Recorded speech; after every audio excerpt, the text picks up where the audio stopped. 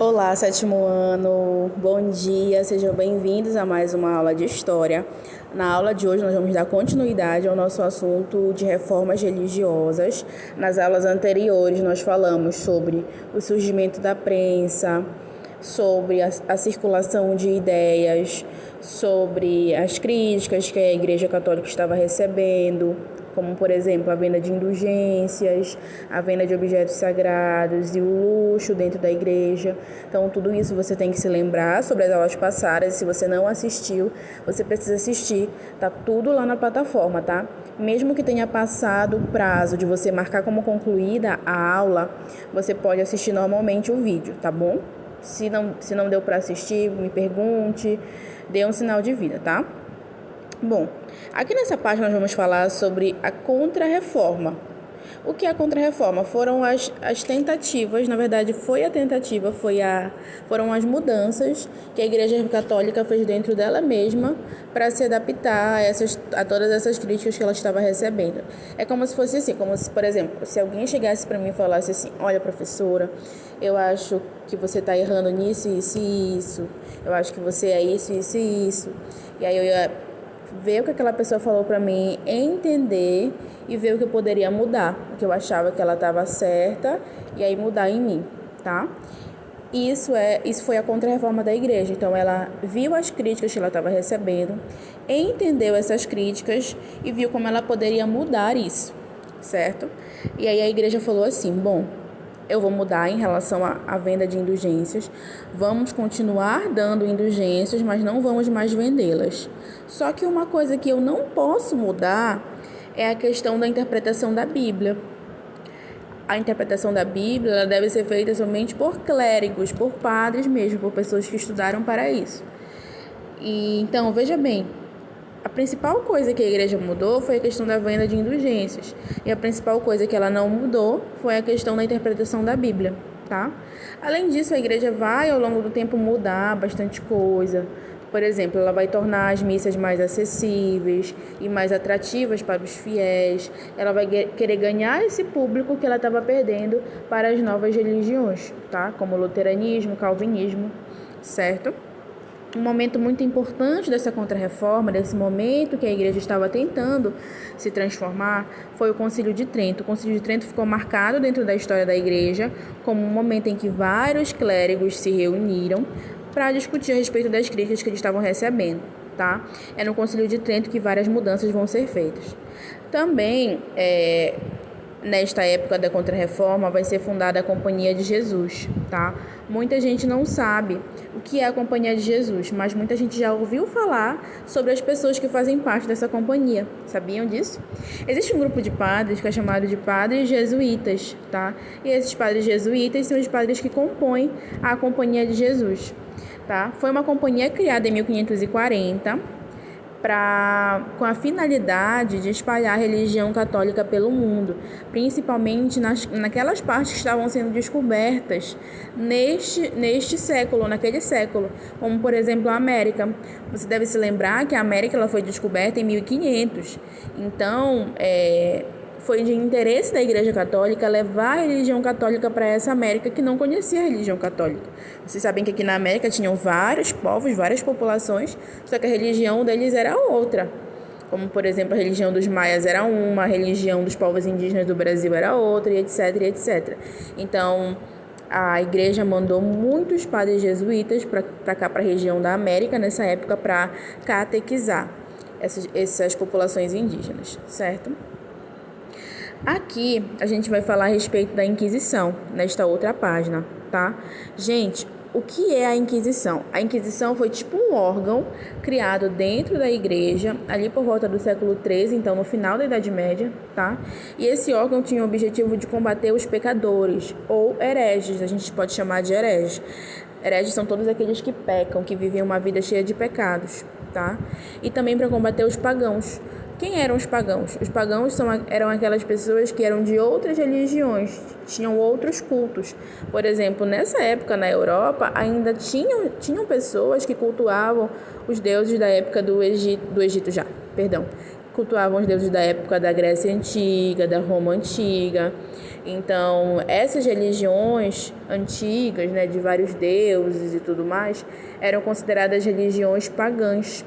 Então, eram consideradas religiões ruins pela Igreja Católica, tá? E a Igreja Católica, por meio da Inquisição, julgava essas pessoas consideradas hereges, certo? Os principais perseguidos eram os chamados cristãos novos, que eram aqueles católicos recém-convertidos, que antes eram judeus ou eram islâmicos, mas que tinham se tornado católicos. Então eles eram sempre vigiados, todo mundo sempre ficava de olho neles para ver se eles não estavam mantendo os rituais deles antigos. E também outro grupo perseguido eram os alquimistas, os astrólogos também, todas aquelas pessoas que trabalhavam com ciências que não eram muito conhecidas na época, não eram muito populares. Os alquimistas, por exemplo, mexiam com elementos químicos, com minérios. Os astrólogos mexiam com o céu, com os astros, com as estrelas. Então, era uma coisa muito misteriosa, muito mágica para a igreja. Aí eles achavam que estava ligado a alguma coisa ruim. Tá? Então, além dos cristãos novos, além dos alquimistas, dos astrólogos, todos aqueles que eram hereges, que cometiam pecados, também poderiam ser julgados e até mesmo condenados pela igreja. Aqui embaixo tem uma figura que eu já vou explicar para vocês, mas que ela mostra uma das formas de condenação, tá? Então, a igreja ela chegou, sim, a queimar pessoas vivas, pessoas que eram consideradas muito pecadores, que tinham sido julgadas, tá? Como, por exemplo, as bruxas, né? Naquela época eles acreditavam que existiam bruxas e tudo mais, e às vezes nem eram bruxas, que eram mulheres curandeiras, eram mulheres que trabalhavam com plantas naturais e que foram julgadas erradas por isso. A Inquisição, né, que é esse órgão que julgava, ela vivia muito da fofoca. Às vezes o vizinho entregava o outro vizinho porque ouvia ele falando certas coisas, ou porque ouvia ele cantando uma música que não era da Igreja Católica, ou porque via fazendo um remédio natural. Então, essas coisas aconteceram de fato. A queimar a pessoa viva foi uma das formas de condenação que aconteceu nessa época, tá? Aqui nessa parte muito legal, explicando pra gente a perseguição às mulheres, que eu acabei de falar pra vocês, que poderiam ser consideradas bruxas, né?